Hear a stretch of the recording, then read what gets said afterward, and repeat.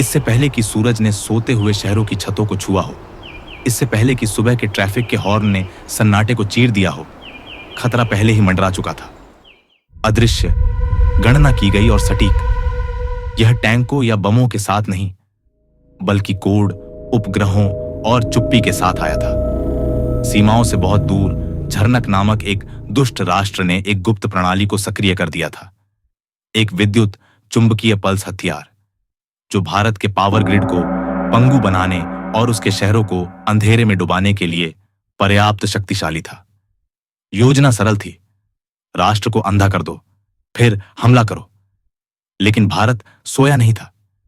भूमि के नीचे दबे एक कमांड सेंटर के अंदर जनरल आर्य, कम बोलने वाले और अडिग संकल्प वाले व्यक्ति, रडार पर चमकते लाल रंग के ब्लिप को घूर रहे थे। उन्होंने युद्ध देखा था, उन्होंने शांति का अध्ययन किया था।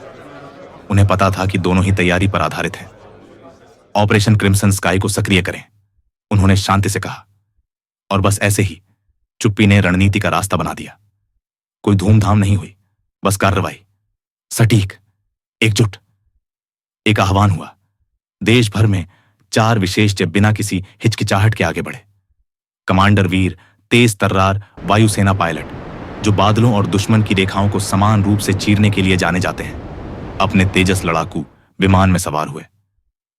चलो आसमान को याद दिलाते हैं कि यह किसका है, उन्होंने बेल्ट बांधते हुए कहा।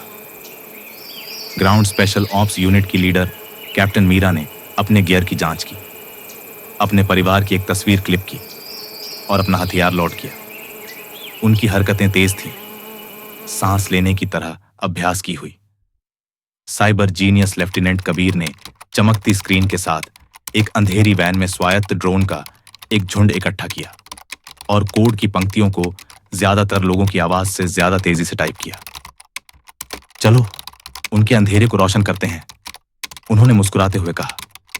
वे डर नहीं रखते थे, वे उद्देश्य रखते थे। जैसे ही वीर का जेट आसमान में गरजने लगा, मीरा की यूनिट ने रात के अंधेरे में दुश्मन के इलाके में पैराशूट से उड़ान भरी।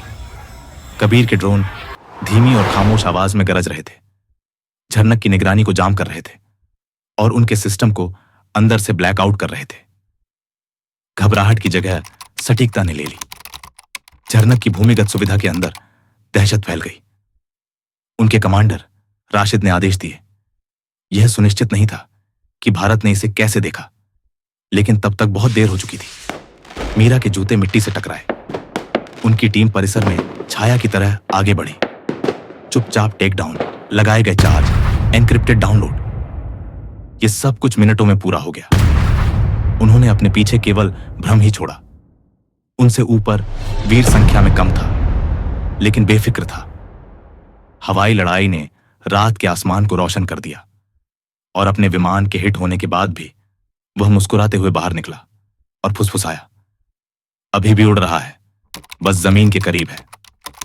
कबीर ने किलोमीटर दूर से झरनक के लॉन्च कंट्रोल को हैक किया और सक्रियण से कुछ सेकंड पहले कोर सीक्वेंस को बंद कर दिया।